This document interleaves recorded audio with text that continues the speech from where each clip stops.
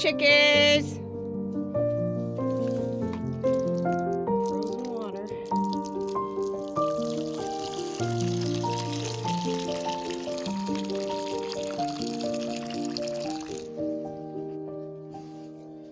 Look out, fine.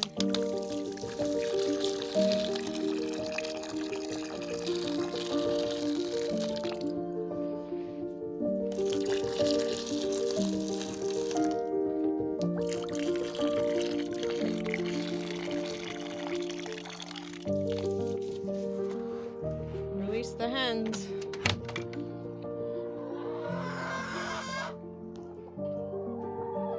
Did I wake you early? Huh? Did I wake you early? I normally get told off and they're usually waiting right here. So I'm a little sick of seeing all this waste around here. Feed's way too expensive and I can't believe how much dust and stuff they're spitting out. I've never seen it this bad before. So I'm gonna try something again. Good morning. Thursday, January 19th. Oh, I still have my headlamp on. So yeah, with the rising cost in chicken feed of all kinds, Brad and I would love to be able to get more animals, but that's the biggest concern is the availability and the cost of trying to feed these animals. And I have a friend who lives out in Alaska, and last year, just before spring, because the winter lasted so long, just like it did here, she thought she was going to actually have to cull some of her goats because she couldn't get any hay. And yeah, it's just a horrible feeling even thinking that way. And I don't know if I want to put myself in that situation. Plus the cost of having to build a shelter and stuff like that. I mean, I'm sure we can maneuver something. I would love to have goats and, you know, even increase the poultry. We thought about ducks and other poultry, like, I don't know. I'm just hesitant because as it is, the price in chicken feed has doubled since we got here. And yeah, you saw how wasteful that can be. So I'm gonna start soaking the feed again, and hopefully that will prevent all of that from happening and the feed will last longer.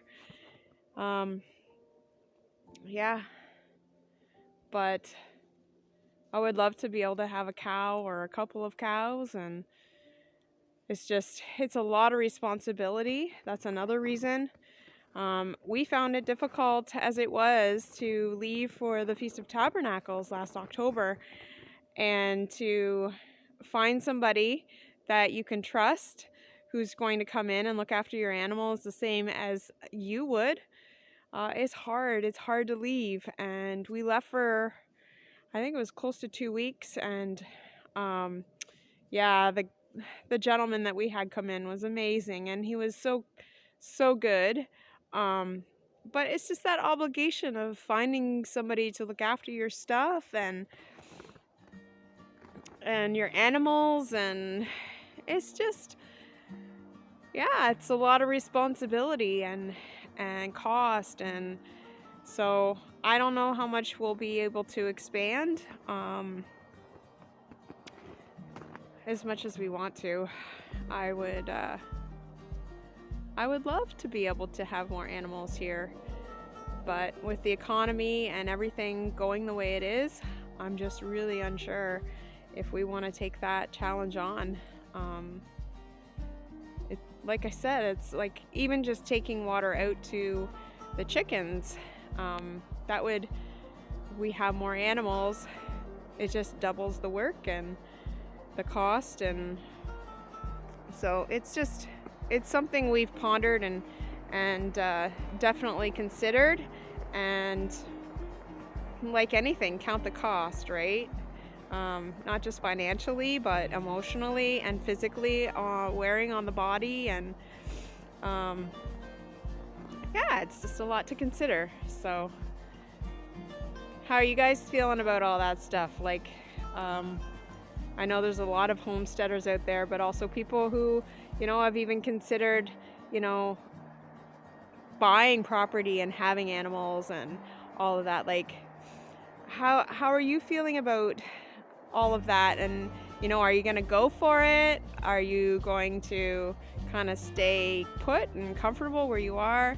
There's a lot of challenges to this lifestyle, and as you've seen on our channel, right? Like, everything freezing, and yeah, it's just,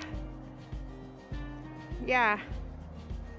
Thankfully, we have a good community up here who is supportive, and I think, it's important to do your research and to see kind of what's in the area. And, we have friends who are way back in the bush, and it's super challenging for them in the winter. And, like, the roads that they have to drive on to get to their property has ruined their vehicles. And, it's, I think about them, I pray for them, because, it's tough. It's super tough. And, if we hadn't been blessed with, what we have, I mean, I don't want to be this close to the highway, but at the same time, I can get out, and, I can go to the hospital, and I can go to a store, and, there's advantages to that as well as disadvantages. And, yeah, it's just, there's so much to consider when you're thinking about buying property and moving 1,300 kilometers away from where you grew up. So just things to consider. So my buckets are buried under here. This should be fun.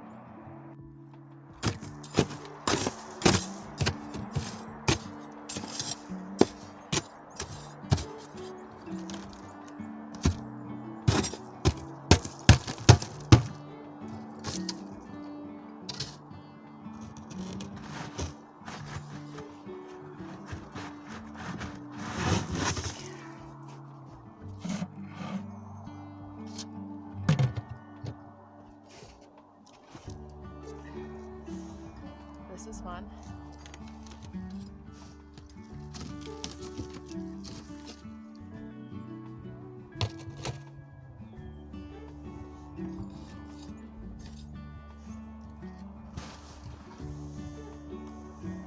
Got it.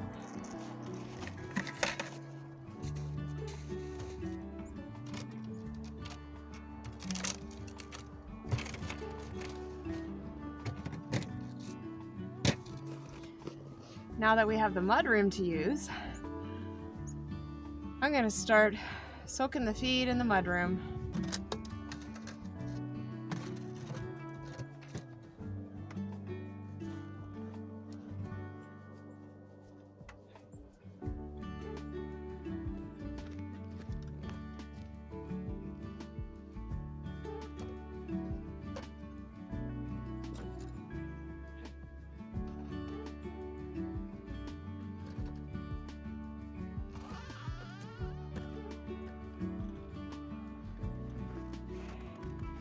He found another one.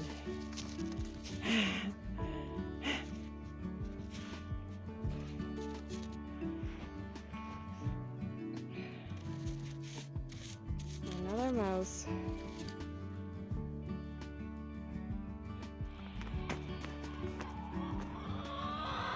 What's all the squawking about, ladies? Oh, look at you guys.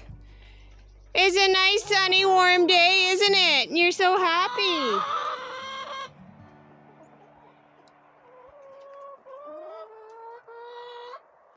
Clarence did really well. The plow worked really well. I went hard on the drifts and paid the price. So now I'm a little bit more soft, and just kind of use my skills to kind of use the blade a lot smarter than just ramming snowdrifts around. So there's a lot of hours spent taking everything apart. I'll show you in a minute the things, but he spent well over 15 hours pulling things apart, separating them, making sure they're nice and straight, and then re-welding them together, and then reinforcing it more than we had in the first place. So the welds on it probably weren't very good in the first place when I got the tractor, and it was kind of hard to inspect the welds, but being that I used to inspect welds for a living, I should have maybe definitely looked around. But you don't know. You don't know the integrity. It's an old tractor. Who knows when that plow actually was welded together. But anyways, really easy. This is the 3-point hitch. Obviously, 3 points the hitch is attached to. This is the snow plow that I have. It's a drop plow actually. Flip it around, it could be a grader. It just depends on where the curve of that blade is. So when you're pushing the curves forward, obviously the blade edge is on that side. And but I do drag the snow with the bottom edge. It does clear some of the bulky stuff, and then you just keep going. So what I wanted to show you quickly, this is the attachment for the plow. And here, this is the pin that you pull out when the plow is up, and you can tilt the plow to the left or to the right, depending on where you're doing your plow or your edging. So all this was re-welded on here, and that bar, that metal bar there is new. It's all reinforced on both sides, and it's welded all the way around. And the fellow that helped me is a really good welder, so I let him do his thing. It's been a long time since I welded, and I probably would have took a lot more than 15 hours for me. But I really appreciate it. He got me going this year again, where I thought my snow removal days were done for this year. Now I'm back at it.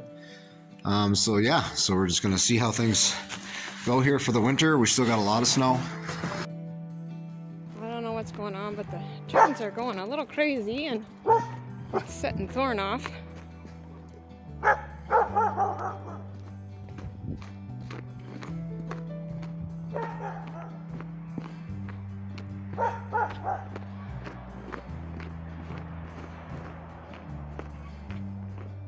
They're probably just laying eggs. Really loud.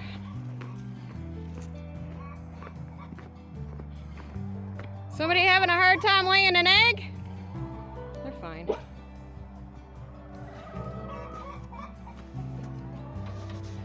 Let's see what's going on. Somebody's being awfully mouthy.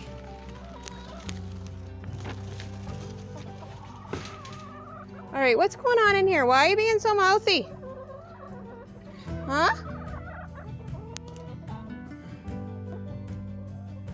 Wendy or Bon Bon? Which one? Huh?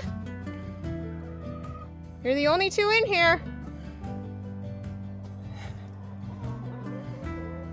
The dogs are going crazy because it is so warm. I actually have the windows open in the house. What's going on, ladies? Huh? Thorn? It's going after the chickadees now. And I don't really want him to do that. Hello, chickies. My other birdies. Yeah, my other birdies. So far, this is my day today.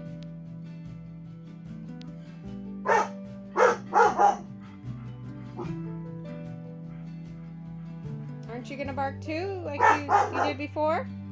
You're not gonna bark too?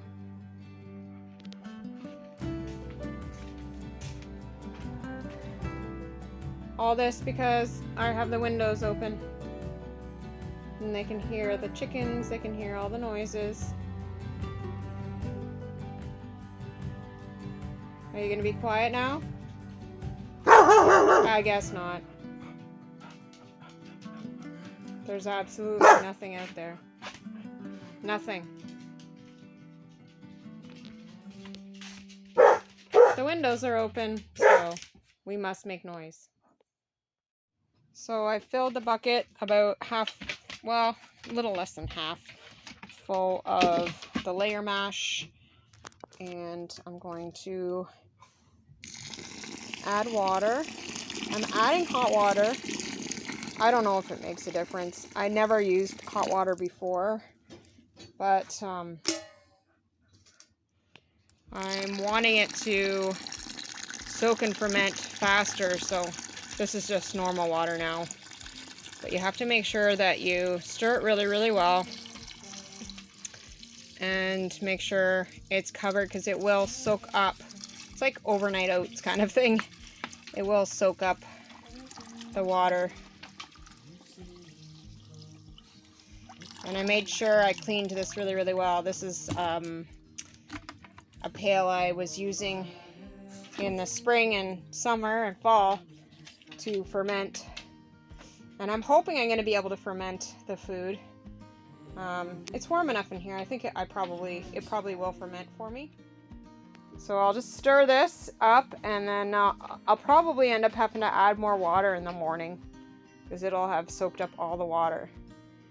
I'm also going to add some calcium tablets just to make sure. I've seen a couple of soft eggs, so the hot water will be also good because I'm adding some calcium tablets and it'll help them dissolve better. So just make sure it's really stirred well. You don't want any of the dry stuff stuck to the bottom. I'm probably gonna add more water. I am gonna add more water.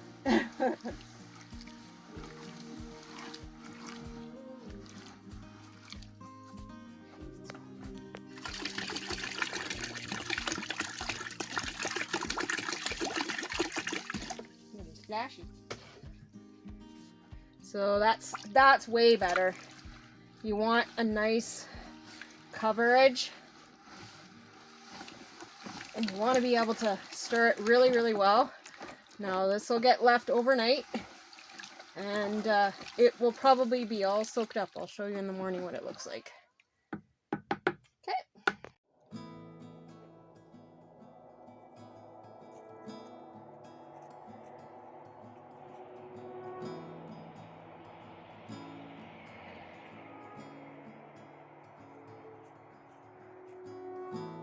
Alright, so we're just going to open this up, and you can see there are some bubbles starting, which is what we want.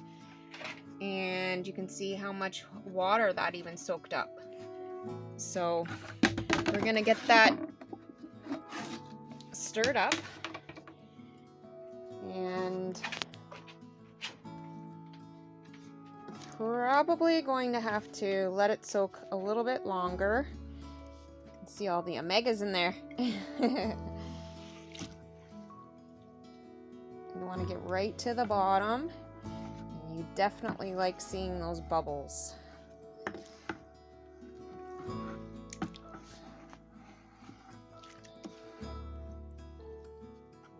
Now my water is a little bit whiter because I did add that calcium.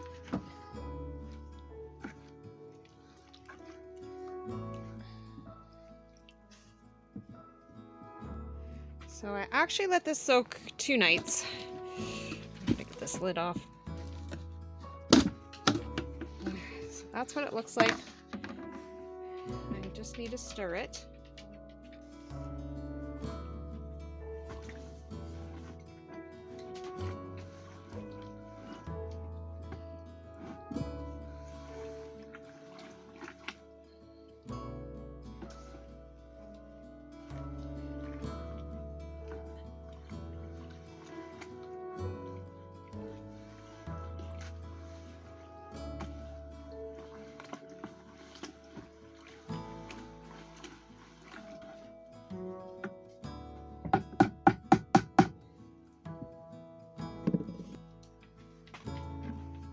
I'm just gonna put some in this, scoop it out. I really don't know what these strings are. Do you see the strings in there? I don't remember seeing that before.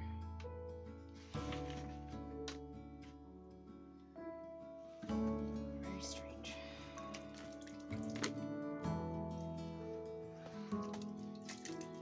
What is that?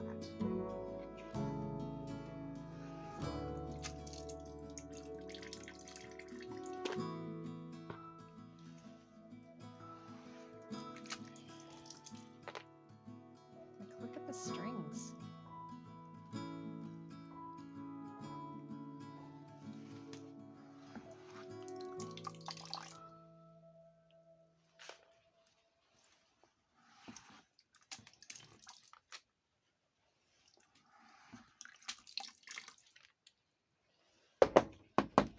Alright. Take this out to the girls.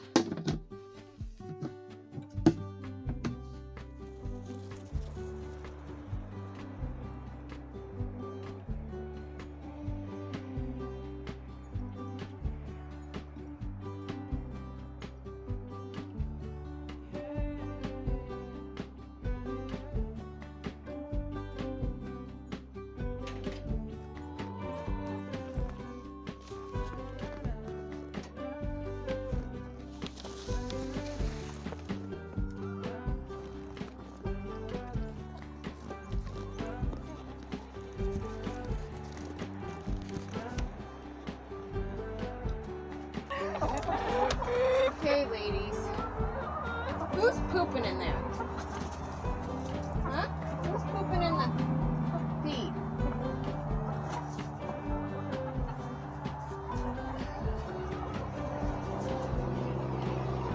Look what we got here. Very, very happy chickens.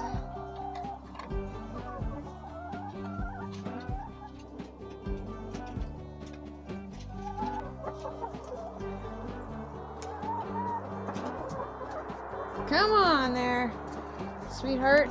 I should have gave you some. They love it. I know, a bit pecked up, but they are loving it. Well, we're gonna keep this up.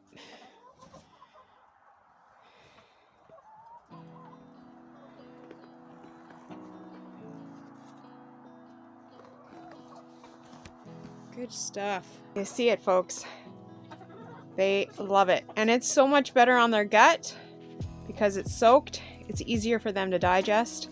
So we'll see how it goes. And it takes away that powdery stuff because it actually like soaks it. So it's part of the moisture that they're getting.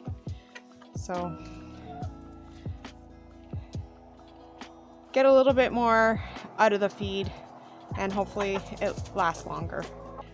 So I did a teeny bit of research on those strings. I think it might be like a type of gluten, or a friend even said that like when oatmeal soaks, it can be like that too.